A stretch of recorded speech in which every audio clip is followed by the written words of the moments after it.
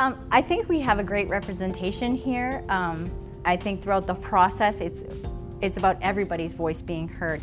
I think the process is really very positive. It's really great to have the wide variety of folks here, from classroom teachers to State Department folks to higher ed, and I think it's going to be a nice broad spectrum that'll represent lots of different voices in education.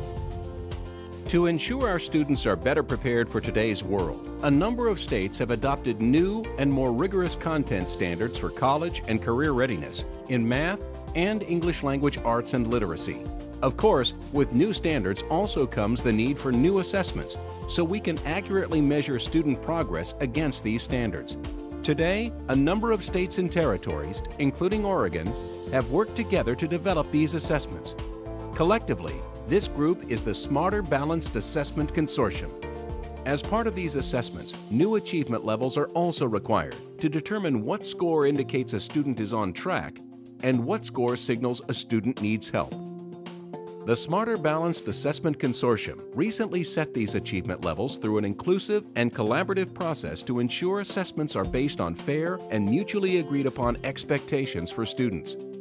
This is very much the culminating event of 4 years of very hard work by all of our member states to build this new assessment aligned to new standards, expecting much more of our students so that they can be college and career ready as they exit high school. We're going to have an instrument that will truly gauge what our students know and are able to do, and we can make informed decisions regarding enhancing their education moving forward. We know that we need to move forward. We know that we need to raise the bar. We know that we need to prepare our students for an ever-changing world. That's what this is all about. That's what these assessments are all about as well.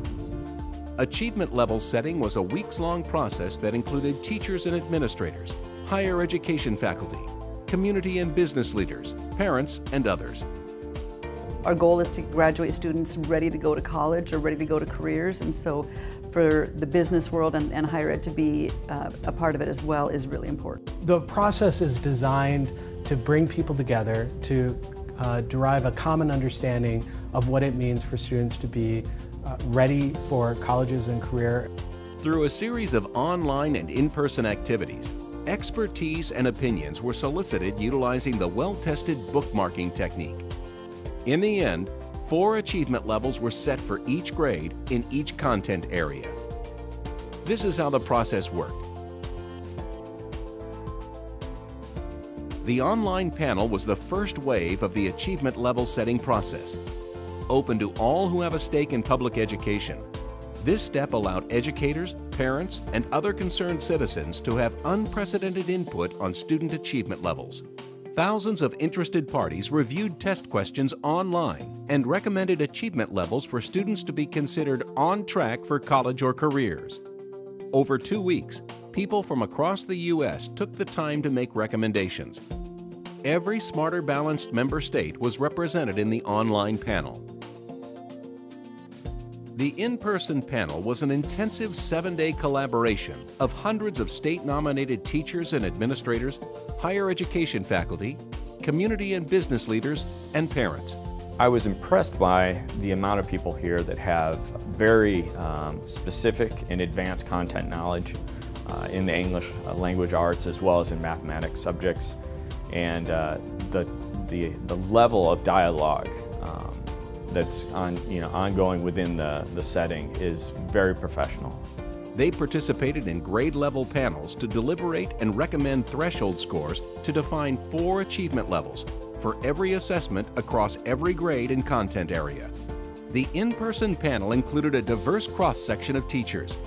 All SmarterBalanced states were represented on the in-person panels for math and English language arts. We're able to bring the background of other grade levels and other experiences, even working with people who are ELL or special ed, and being able to bring their experiences into our discussion as we talk about the leveling and where those thresholds need to be.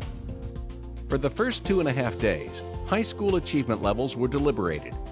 Then, achievement levels for grades 6 through 8 were deliberated for another 2.5 days.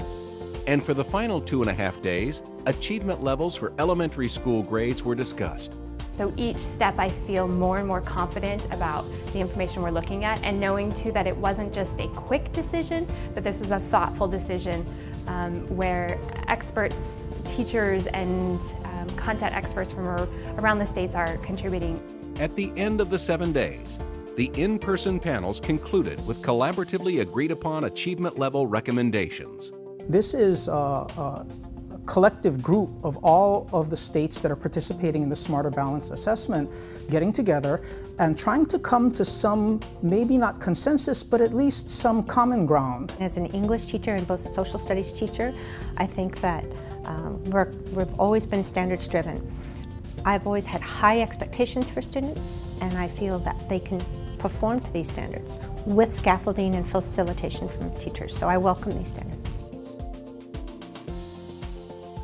The Cross-Grade Review Committee was comprised of representatives from each of the in-person panels. The Cross-Grade Review ensured that student scores reflect reasonable student progression from grade to grade. They made clear that the achievement levels didn't just represent what was necessary for a student to complete one grade, but ensured that students would have what it takes to thrive in the next. The percentage of students having to take remediation is really overwhelming, and so it's really critical that we have these discussions between the 11th grade teachers and the colleges. These recommendations are crucial to aligning exactly what we are supposed to be teaching with what they are actually testing to get really good quality information on the achievement of our students. With the panels and cross-grade review wrapped up and achievement level recommendations in hand, an independent technical advisory committee and expert auditor certified that the process followed the plan approved by member states.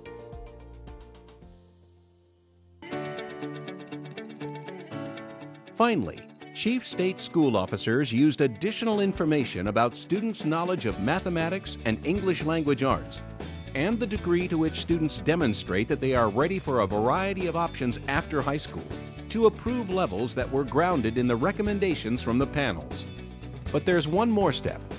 The achievement level recommendations are now in the hands of states and territories and subject to their specific approval processes. Moving forward with the new levels, teachers, students, and parents will be better prepared to work together to address areas for improvement and make sure student needs are met. The ultimate goal? Ensuring that all students are on track to succeed after high school.